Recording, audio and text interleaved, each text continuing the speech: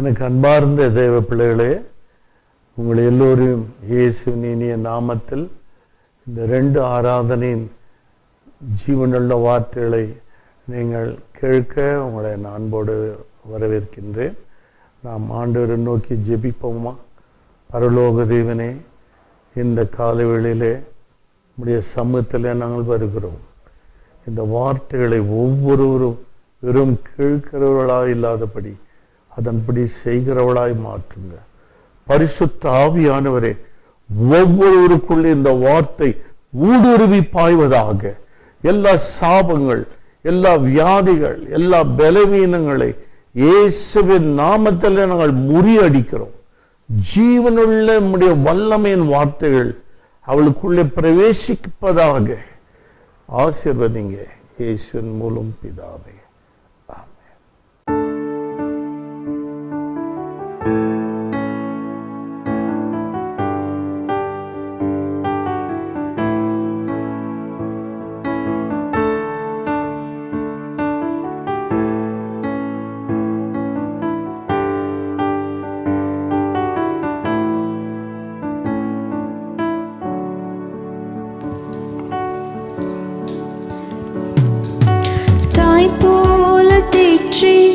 தந்தை போல ஆற்றி தோள் மீது சுமந்திடும் என் நேசையா, தாய் போல தேற்றி தந்தை போல ஆற்றி தோள் மீது சுமந்திடும் என் நேசையா, உம்மை போல புரிந்து கொள்ள யாரும் இல்லையே, உம்மை போல அரவணைக்க யாரும்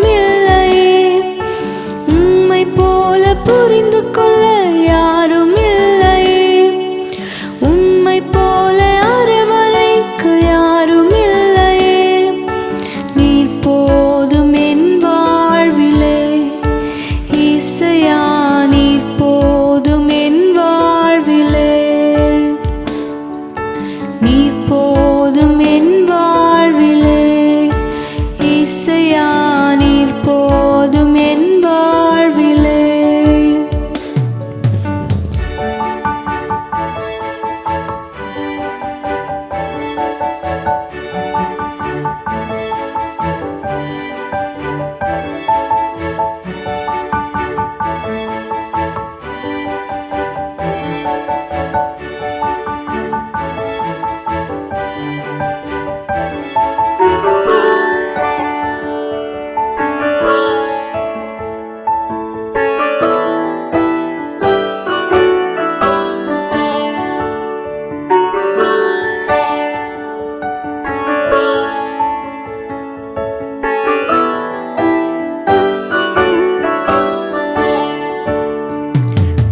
போன்ற துன்பம் என்னை சூழும் போது அதை பனி போல உருகிட செய்பவரே, மலை போன்ற துன்பம் என்னை சூழும் போது அதை பனி போல உருகிட செய்பவரே, கண்மணி போல் என்னை காப்பவரே, உள்ளம் கையில் புரிந்து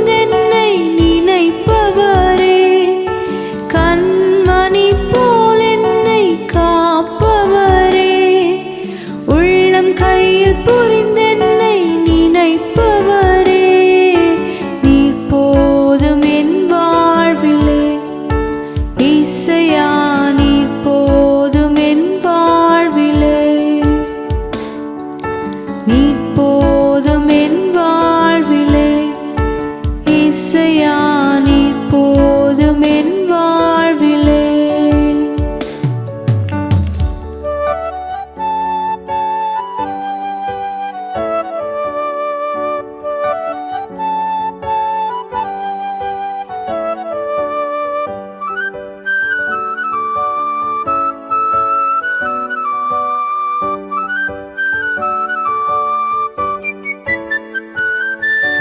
பலவீன நேரம் என் கிருபை உனக்கு போதும், உன் பலவீனத்தில் என் பலன் தருவேன் என்றீர்.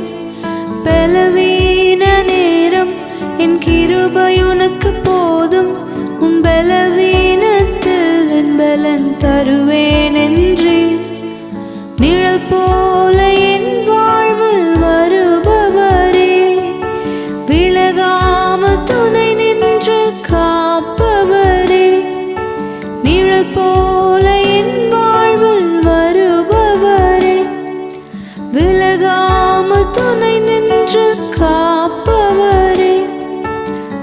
போதும் என் வாழ்விலே இசையா நீ போதும் என் வாழ்விலே நீ போதும் என் வாழ்விலே இசையா நீ போதும் என் வாழ்விலே இசையா உம்மைதானே என் முன்னே நிறுத்தியுள்ளேன் இசையா உம்மைதானே என் முன்னே நிறுத்தியுள்ளேன் உம்மோடு இருப்பதுதான் என் உள்ளத்தின் வாஞ்சையா உம் சித்தம் செய்வதுதான் என் இதயத்தின் ஏக்கமையா உம்மோடு இருப்பதுதான் என் உள்ளத்தின் வாஞ்சையா உம் சித்தம் செய்வதுதான் என் இதயத்தின் ஏக்கமையா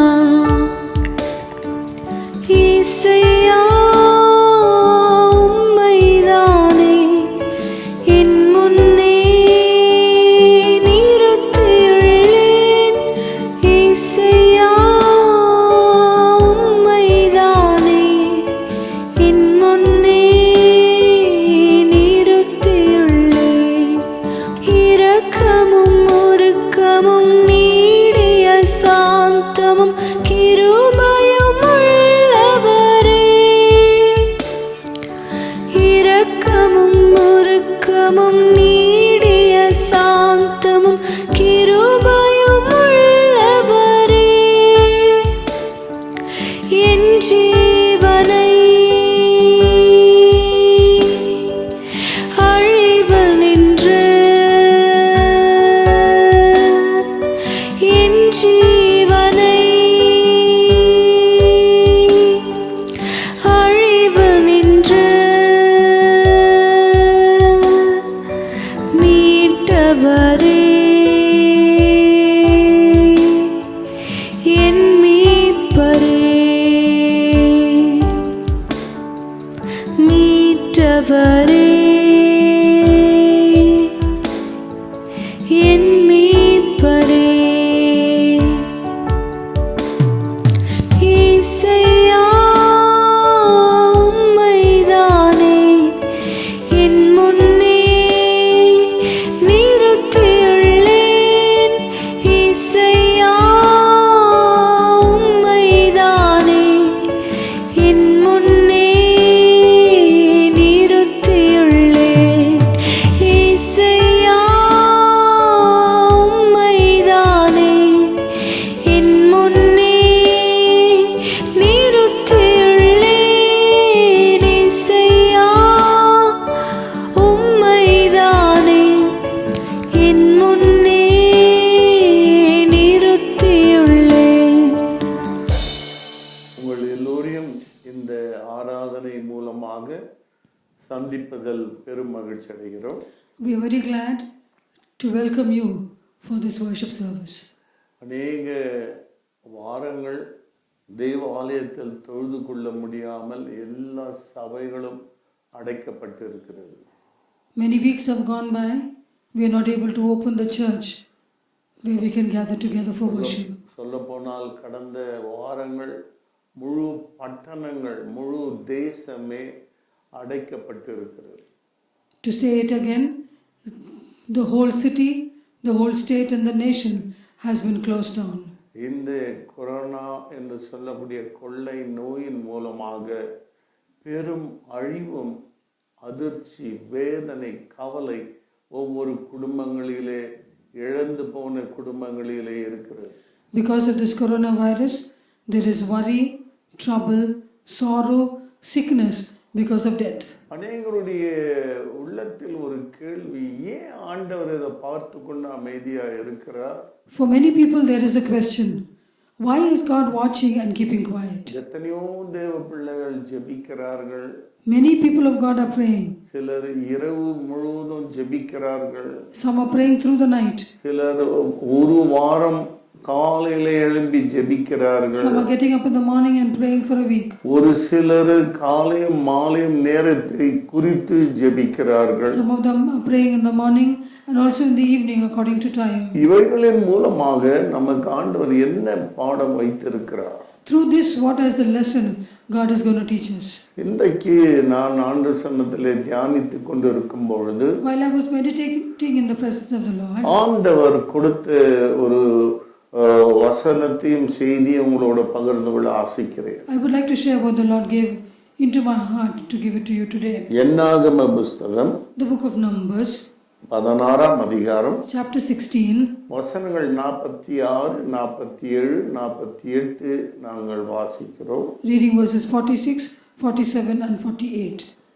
மோசே ஆரோனை நோக்கி, நீ தூப கலசத்தை எடுத்து பலிபீடத்தில் இருக்கிற அக்கினியை அதில் போட்டு அதன் மேல் தூப வர்க்கமிட்டு சீக்கிரமாய் சபையினிடத்தில் போய் அவர்களுக்காக பாவ நிவர்த்தி செய். கர்த்தருடைய சந்நிதியிலிருந்து கடும் கோபம் புறப்பட்டது, வாதை தொடங்கிற்று என்றான். And Moses said unto Aaron, take a censer and put fire therein from off the altar, and put on incense, and go quickly unto the congregation, and make an atonement for them, for there is wrath gone out from the Lord, the plague is begun. மோசே சொன்னபடி Aaron அதை எடுத்துக்கொண்டு சபையின் நடுவில் ஓடினான். ஜனங்களுக்குள்ளே வாதை தொடங்கியிருந்தது. அவன் தூபவர்க்கம் போட்டு ஜனங்களுக்காக பாவ நிவர்த்தி செய்து, And Aaron took as Moses commanded, and ran into the midst of the congregation. And behold, the plague was begun among the people. And he put on incense and made an atonement for the people. செத்தவர்களுக்கும் உயிரோடு இருக்கிறவர்களுக்கும் நடுவே நின்றான். அப்போது வாதை நிறுத்தப்பட்டது. And he stood between the dead and the living, and the plague was stayed. இந்த நாளிலே உங்களோடு நான் பகிர்ந்து கொள்ளக்கூடிய செய்தியின் தலைப்பு, செத்தவர்களுக்கும் உயிருள்ளவர்களுக்கும் நடுவே ஒரு தேவ மனுஷன் நின்றதினாலே வாதை நின்று போயிற்று. Today I would like to share with the theme, standing between the dead and the living when a man of God stands. கொஞ்சம் இந்த 16ஆம் அதிகாரத்தில் நாம் பார்க்கும் பொழுதோ, If you will look at this chapter 16, மோசேக்கும் ஆரோனுக்கும் விரோதமாக கோராகும் அவனுடைய புத்திரர்களும் எழும்பினார்கள்.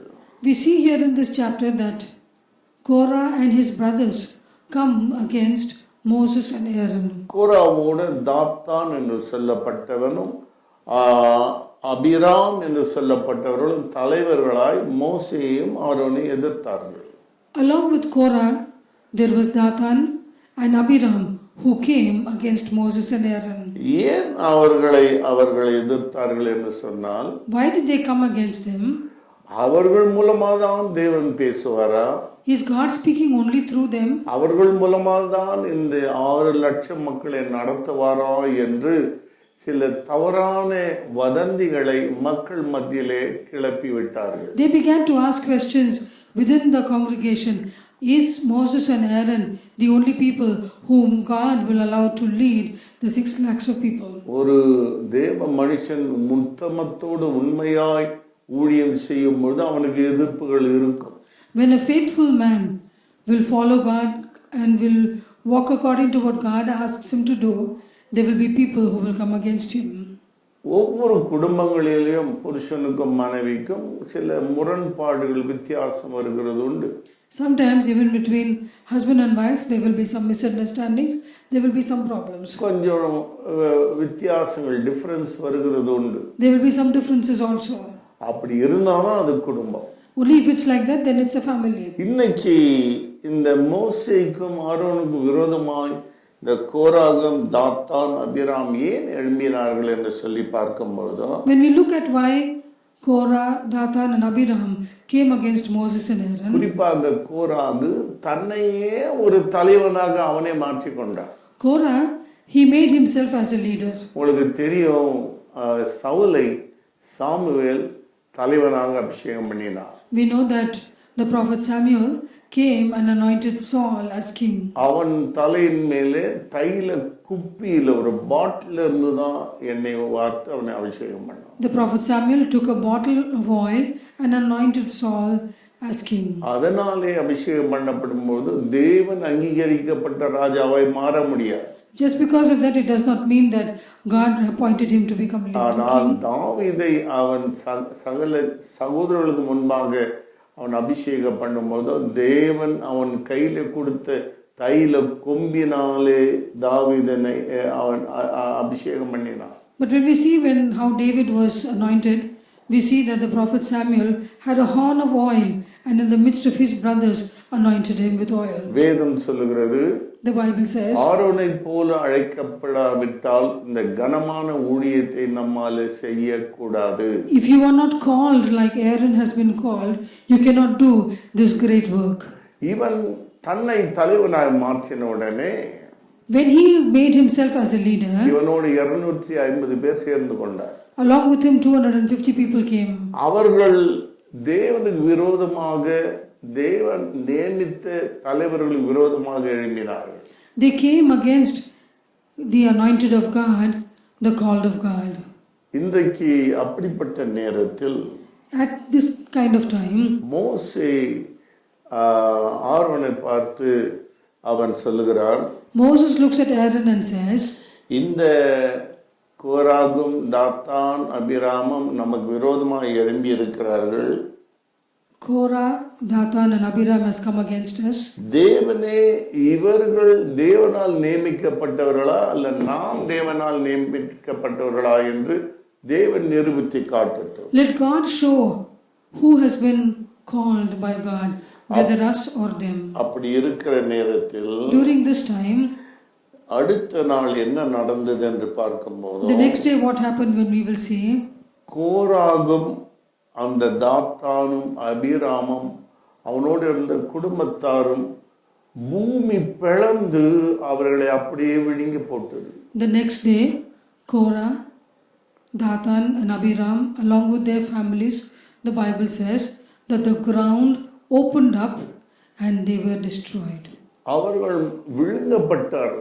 They were swallowed up in that earth. அவர்கள் இருக்கிற இடம் தெரியாமல் போய்விட்டது. They could not find out the place where they were. கர்த்தரால் அபிஷேகம் பண்ணப்பட்ட ஒரு ஊழியருக்கு, ஒரு தேவனுடைய மனுஷனுக்கு விரோதமாய் நாம் விரல் நீட்டும் பொழுதோ அவர்கள் காணாமல் போய் விடுகிறார்கள். The Bible very, very clearly says, if we will come against the man of God, anointed man of God, and if we will take our fingers against him, remember that those people will be no more. இருக்கிற இடமே தெரியாமல் போய் விடுவார்கள். We will not know where they are after that. இந்த இடத்திலே நாம் பார்க்கும் பொழுதோ In this place we see இவனோட கூடி வந்தாங்க பாருங்க 250 பேர். the 250 people who came along with இந்த them. காட்சியை பார்த்தார்கள். They saw this scene. பூமி அவர்களை விழுங்கி போட்ட உடனே As soon as the earth swallowed them up, ஐயோ நம்மையும் இந்த பூமி பிளந்து விழுங்கி விடுமோ என்ற ஒரு பயத்தினாலே ஓடினார்கள்.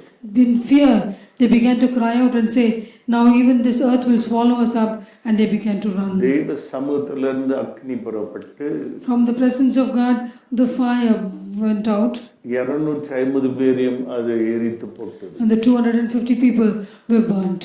அப்படி அவர்கள் எரிக்கப்பட்ட நேரத்தில் When they were burnt with fire, எல்லா ஜனங்களையும் இவர்கள் 3 பேரும் குழப்பி விட்டார்கள். these 3 people began to give the other people some problems. They confused them. They confused them. எல்லா இஸ்ரவேல் ஜனங்களும் என்ன இது, யார் தான் நம்மை வழி நடத்த முடியும் என்ற ஒரு குழப்பத்துக்குள்ள மாறினார். They came to a confusion. Who's going to lead us? What is happening? இந்த 3 பேரின் நிமித்தமாக முழு தேசத்தில் ஒரு கிளர்ச்சி குழப்பம் ஏற்பட்டதனாலே Because of the 3 of them, there was confusion in the entire nation. அங்கே வேதம் சொல்லுகிறது, The Bible says, இன்றைக்கு தேவன் கொள்ளை நோயை அனுப்பினார். the Lord sent a plague. இன்றைக்கு அந்த கொள்ளை நோயின் நிமித்தமாக Because of this plague, அநேகர் மரித்து கொண்டிருந்தார். many people died. இந்த மரணத்தை மோசே பார்த்தார். Moses saw this death. ஐயோ, தேவனுடைய கோபாக்கினை நம்முடைய இஸ்ரவேல் ஜனங்களுக்கு விரோதமாக எழும்பினது. The wrath of God is coming against the children of Israel, he cried. ஏன் இந்த கோபாக்கினை எழும்பினது என்றால், Why did this wrath of God come? தேவனுக்கு விரோதமாய் இவர்கள் முறுமுறுக்க ஆரம்பித்தார். Because they began to murmur against God. தேவனுக்கு பிடிக்காத ஒரு காரியம், God does not like one thing, அது தேவனுக்கு விரோதமாய் முறுமுறுப்பது. that is murmuring against God. சிலர் தலையில் அடித்துக் கொண்டு, Some of them will be hitting எங்க their heads. அப்பாவை ஆண்டவர் எடுத்துட்டார், This father, the Lord has taken away. எங்க அம்மாவை ஆண்டவர் எடுத்துட்டார், My mother, God has taken away. எங்க அப்பா எப்படி உயிர் வாழ்வார், How will my father live? எங்க அம்மா எப்படி எங்க அப்பா விட்டுட்டு வாழ How முடியும்? will my mother live without my father? உண்மையான தெய்வமா இருந்தா இப்படி ஏன் செய்யணும்? If he is the true living God, then why did he do like this? அப்படி முறுமுறுக்கும் பொழுதோ When we murmur like this, ஆபத்து காத்திருக்கிறது. remember the danger lies before us. ஒரு இடத்துல ஆஸ்பத்திரியில் இருந்தவர்கள் ஏறக்குறைய 100 பேர் ஒரே நேரத்தில் மரித்து போனார்கள். In one place in a hospital, almost at the same time, about 100 patients died. காரணம், What was the reason? வருகிற ஆக்சிஜன் வராமல் தடைப்பட்டு போய்விட்டது. The oxygen that was coming suddenly stopped. பாருங்க, டியூப்ல அந்த சிலிண்டர்ல இருந்து ஏற்றப்படுகிற ஆக்சிஜன் நின்று போகும் பொழுதோ மரித்து போகிறார்கள். From the tube, from that cylinder, as that oxygen was coming, they were not able to receive it, and because of that they died. உன்னுடைய வயது எவ்வளவு என்று எனக்கு தெரியாது. I do not know how old you are. ஒருவேளை இன்னைக்கு 20 வயது இருக்கலாம், Maybe you're 20 years now, 35 வயது or இருக்கலாம், maybe you're 35 years, 48 வயது or இருக்கலாம், maybe 48 years, 55 வயது or இருக்கலாம், maybe 55 years, 62 வயது இருக்கலாம், or 62 years, 76 வயது or இருக்கலாம். maybe 76 years. என் முகத்திலே அந்த ஆக்சிஜன் டியூப் இல்லாமையே கர்த்தர் உன்னை சுகமாய் வைத்திருக்கிறார் என்றால் அதுவே தேவன் உன் மேல வைத்திருக்கக்கூடிய கிருபை. If you are breathing without that oxygen mask, then it is the only true grace of God. ஜனங்கள் நெஞ்சில் அடித்துக்கொண்டு, ஐயோ எப்படியாவது ஒரு சிலிண்டர் கொடுங்க, எங்க அம்மா மரித்து கொண்டு இருக்கிறார் என்று தவிக்கிறார். Many people are crying out and said, please give us some help, so that my mother will live. ஒரு தம்பி தப்பி தவறி ஒரு சிலிண்டர் அங்க போய் வாங்கி கொண்டு வரும் பொழுதோ அதை அவனுடைய வண்டியிலிருந்து எடுத்து ஒரு பெரிய அதிகாரிக்கு கொடுக்கணும் என்று மற்ற மக்கள் அதை பிடுங்கி கொண்டு போயிட்டாங்க. 2 மணி நேரத்தில் அம்மா இறந்துட்டாங்க. One man went and brought a cylinder for his mother, but when he came there, some people came and they took it away because somebody other higher authority people needed it, and in 2 hours that mother died. காலில் விழுந்து அழுகிறான், எப்படியாவது கொடுங்க ஐயா.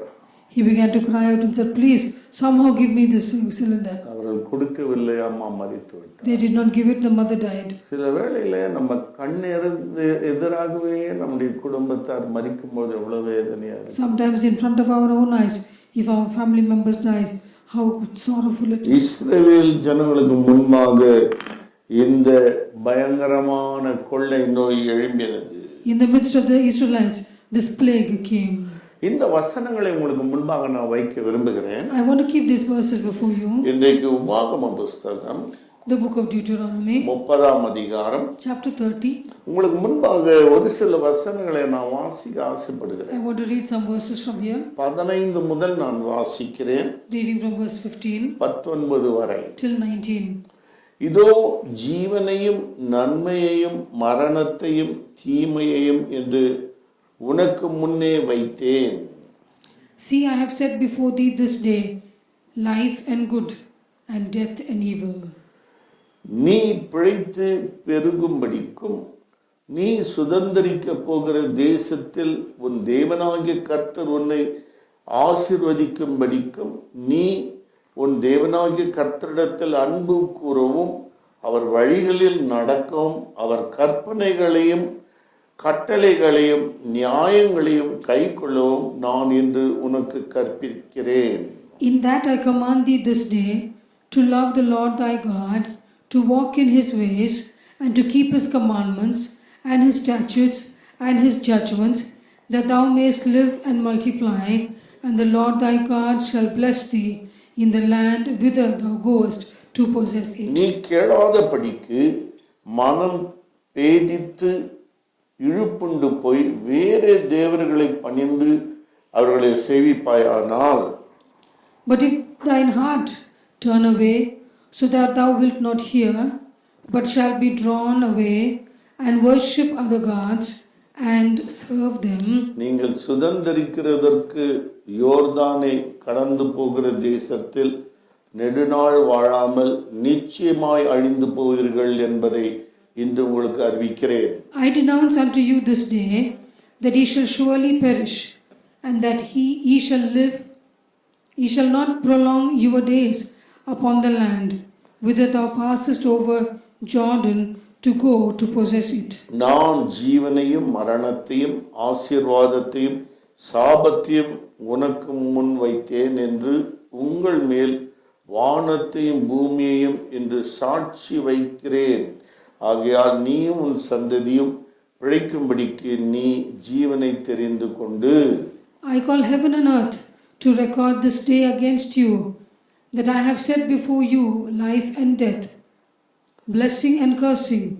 Therefore choose life, that both thou and thy seed may live.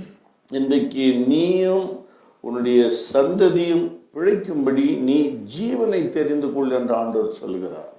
The Lord says that you will choose life, that you and your seed might live. இன்றைக்கு ஜீவனை எப்படி நம்ம தெரிந்து கொள்ள முடியும்? How can we choose life? நீ 16ஆம் அதிகாரத்தின் மத்தி பாகத்தில் சொல்லப்படுகிறது. In chapter 16 in the middle it says, not chapter, verse 16. verse 16, நீ உன் தேவனாகிய கர்த்தரில் அன்பு கூறவும் அவர் வழிகளில் நடக்கவும் அவர் கற்பனைகளையும் கட்டளைகளையும் நியாயங்களையும் கைக்கொள்ளவும் நான் இன்று உனக்கு கற்பிக்கிறேன்.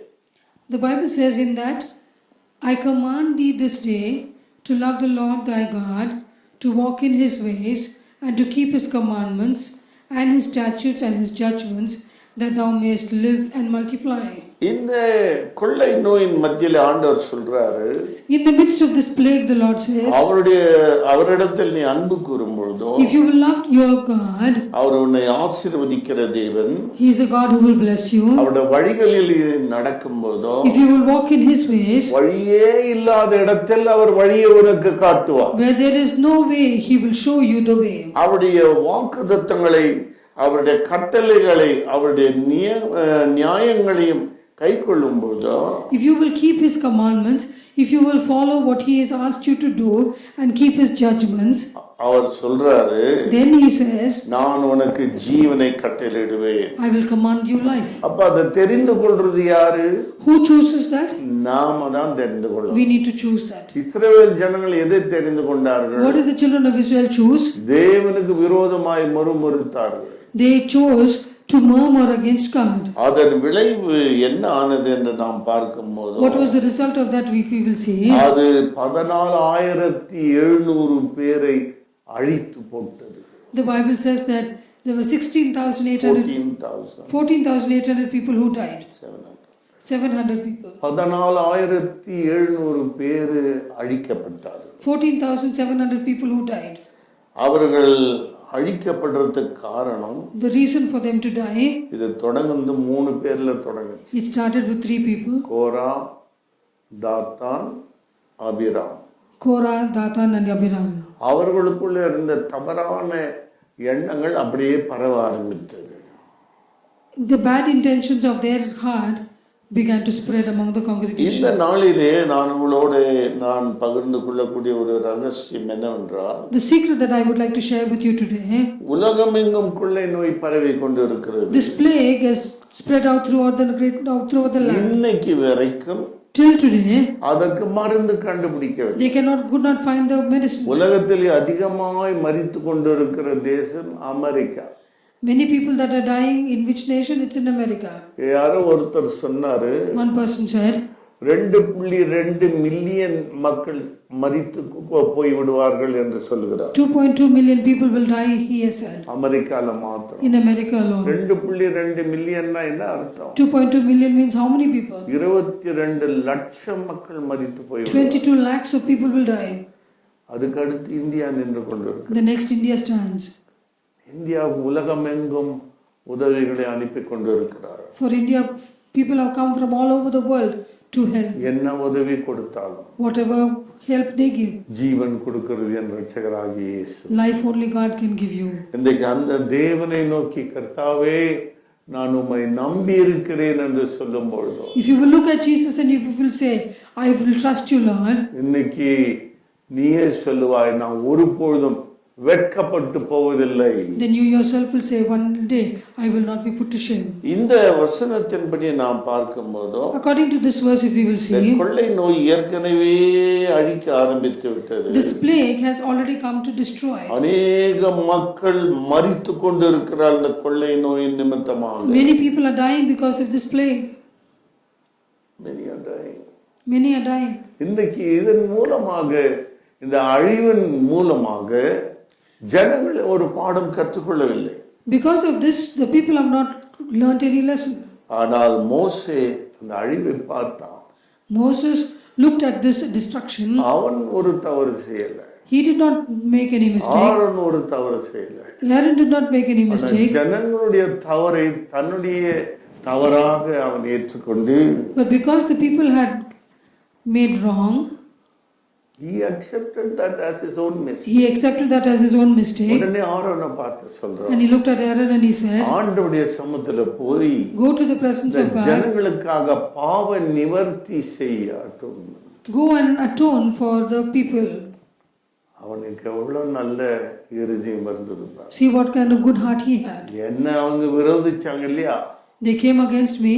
அழிஞ்சு போட்டோன்னு சும்மா இல்லை. He did not say let them be destroyed. அப்படியாக அங்கே ஆரோன் அந்த வார்த்தையின்படியே தூப கலசத்தில் தேவனுடைய சமூகத்துல பலிபீடத்திலிருந்து அந்த அக்னியை அந்த தூப கலசத்தை போட்டு, And the Bible says that Aaron listened to what Moses said and he takes the fire from off the altar and puts on incense. அதன் மேல அவன் இன்சென்ஸ் போட்டு தேவ சமூகத்தில் இருந்து தூபம் காட்டுகிறான். And he puts on incense and in the presence of God he shows that. அந்த தூப கலசம் எதுக்கு அடையாளம்?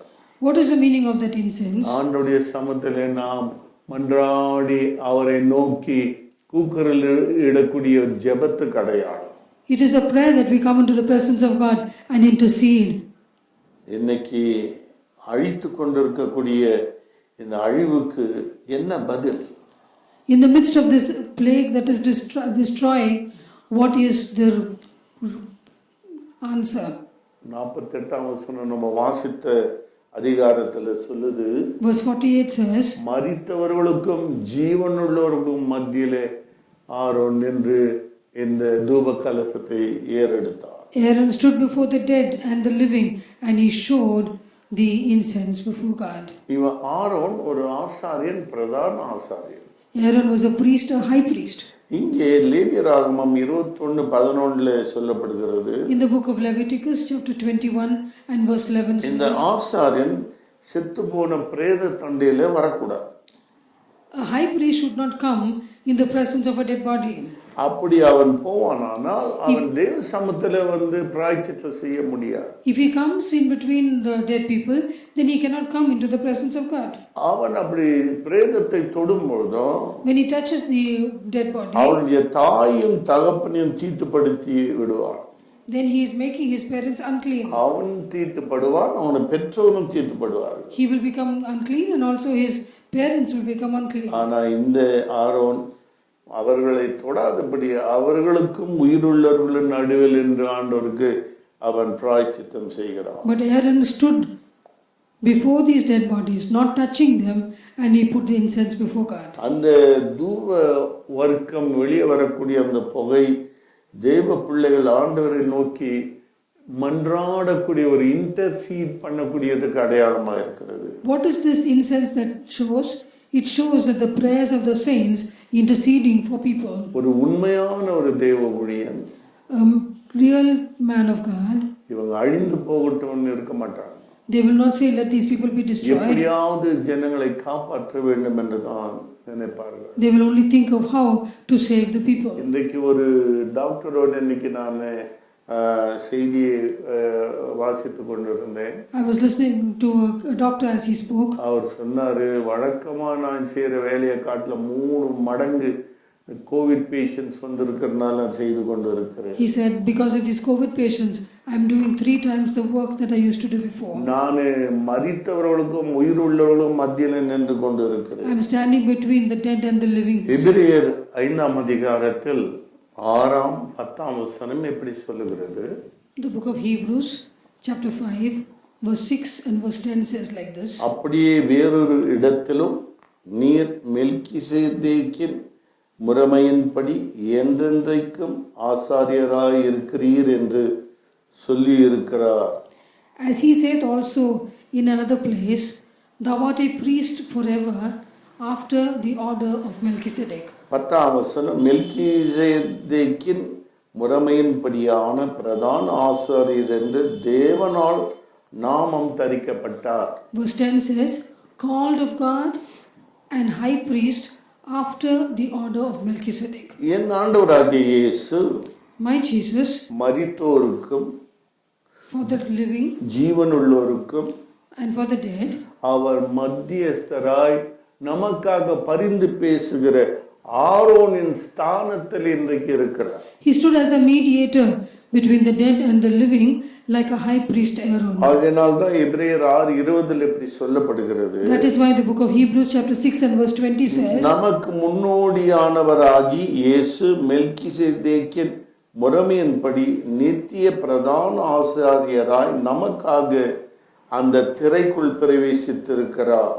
whither the forerunner is for us entered, even Jesus, made an high priest forever after the order of Melchizedek.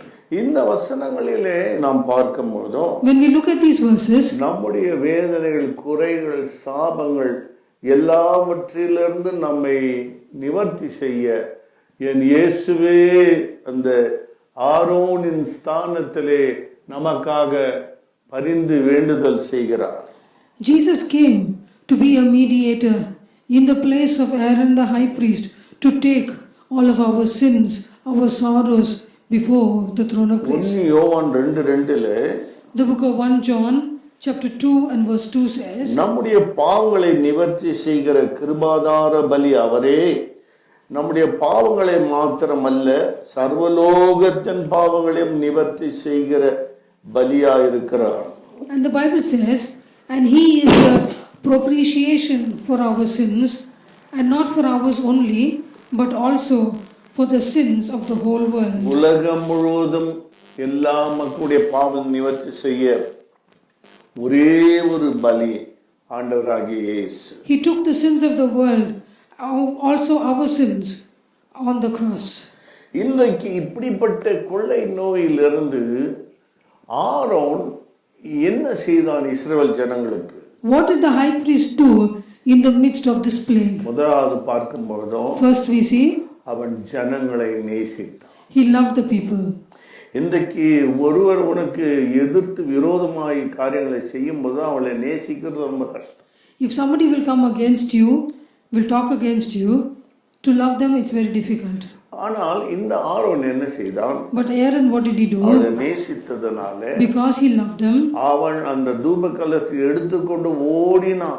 he took that incense and he ran in the midst of the எங்க congregation. ஓடுகிறான் என்றால் Where did he run?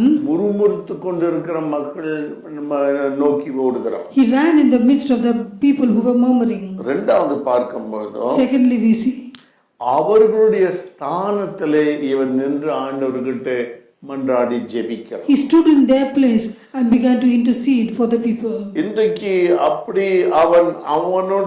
அவர்களுடைய ஸ்தானத்துல நிக்க வேண்டுமானால் For him to stand in their place, அது அவ்வளவு சுலபம் அல்ல. it is not so easy.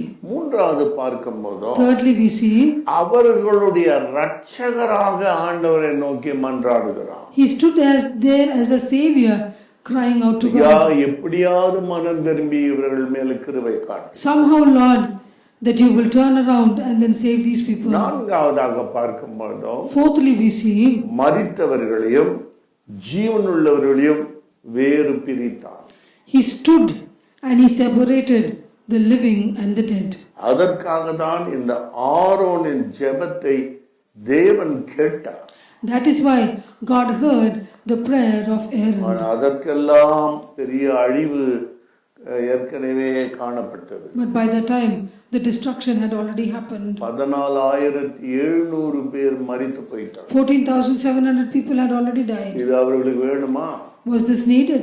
இன்னைக்கு முழு தேசத்தில் அழிவை நோக்கி நம்முடைய தேசம் ஓடினாலும் Even though our nation is running towards destruction, நீ உன்னுடைய வீட்டில் உட்கார்ந்து you in sitting in your house, மரித்தவர்களுக்கும் ஜீவன் உள்ளவர்களுக்கும் முன்பாக நீ கையில உயர்த்தி ஜெபிப்பாயானா? if you will sit in the middle, the side dead people and on the side, on the other side living people, and cry out to God, கர்த்தர் உன் ஜெபத்தை கேட்டு இந்த கொள்ளை நோயிலிருந்து நமக்கு விடுதலை தருவார். God will hear your prayer and save you from this plague. இஸ்ரவேல் ஜனங்களிலே 10வது வாதை For the children of Israel, the 10th plague, ஆண்டவர் சொன்னாரு, the Lord said, ஒரு பழுதற்ற ஆட்டுக்குட்டியின் ரத்தத்தை நிலைக்கால்களில் பூசு. take a lamb without any blemish and take the blood of that lamb and put it on the lintels of the doorpost. இன்னைக்கு இரவு சங்கார தூதன் கடந்து போகும்போதோ At night when the death angel will come, யார் வீட்டின் நிலைக்கால்களில் ரத்தம் இருக்கிறதோ அந்த வீட்டை விட்டு கடந்து போவான். where the blood has been applied on the doorpost, the death angel will pass over. இன்னைக்கு இயேசுவின் ரத்தத்தை உன் நிலைக்கால்களில் பூசிக்கொள். Today, if you will put the blood of Jesus upon your heart, சங்கார தூதன் உங்க வீட்டிலே நுழைய மாட்டான், அவன் கடந்து போவான். the death angel will not come near you, it will pass over. இன்னைக்கு அந்த கர்த்தரை நோக்கி நீ ஆராதிக்க ஆரம்பிக்கும் பொழுதோ When you begin to worship the Lord, என்ன நடக்கும் தெரியுமா? what happens, you know? ஆரோனுக்கு பதில் கொடுத்த தேவன் நமக்கும் பதில் கொடுக்க வல்லவராய் The இருக்கிறார். God who gave Aaron an answer, he will be faithful to give you an இந்த answer அழிவை today. கொண்டு வந்த கோவிட் கொள்ளை நோய் This COVID that has brought destruction, கர்த்தர் அதற்கு மருந்தே இல்லைன்னா கூட என் இயேசுவின் ரத்தம் தான் அதற்கு மருந்து.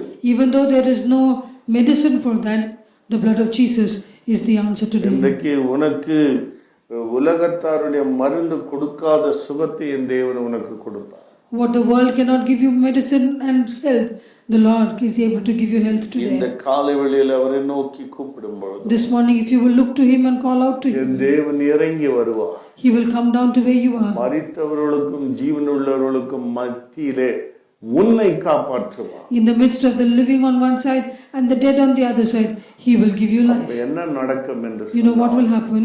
வாதை அழிவை கொண்டு வந்து கொண்டு இருந்தாலும் Even though this plague is bringing destruction, உங்க வீட்டில் ரட்சிப்பின் கம்பீர சத்தத்தை கொடுப்பார். in your house there will be the shouts of salvation. ஆண்டவருக்கு நன்றி பலிகளை நீ ஏறெடுக்கும் பொழுதோ When you will begin to say thank you to the அது Lord, எப்படி இருக்கிறது என்று சொன்னா how is it, you know?